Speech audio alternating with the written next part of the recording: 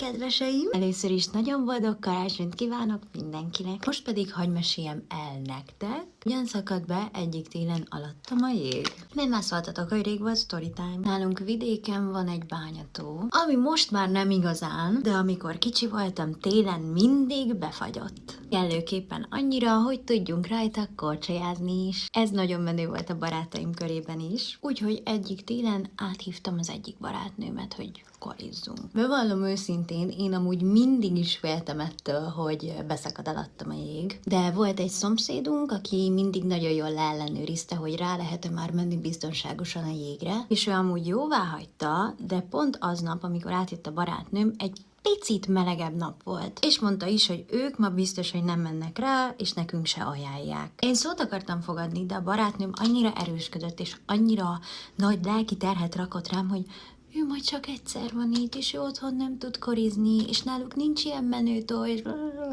úgyhogy megkérdeztük anyát, hogy kimehetünk-e korizni. Erre anya, kérdezzétek meg a szomszédot, hogy mit mond róla. Én meg így... Végül a barátnőm behazudta, hogy jaj, pont most kérdeztük, és azt mondta, hogy oké. Mondom, really? Mondta anya, hogy hát jól van, akkor menjünk nyugodtan, vigyázzunk magunkra, és szóljunk, ha bármi van.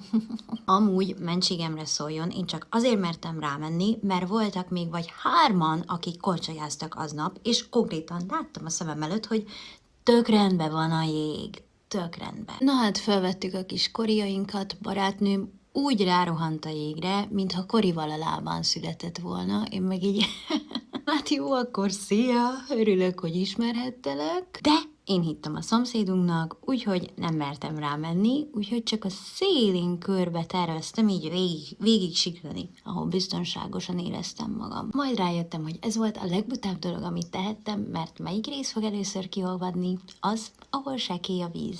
Tehát a szélek. És hát egyszer csak éreztem, hogy az egyik lábam eltűnik. Én úgy beszartam. Hát egy rohadt nagy szerencsém volt, hogy ez pont egy ilyen kis kiugró volt, úgymond egy ilyen kis nád sziget, úgyhogy csak térdig süllyedtem bele.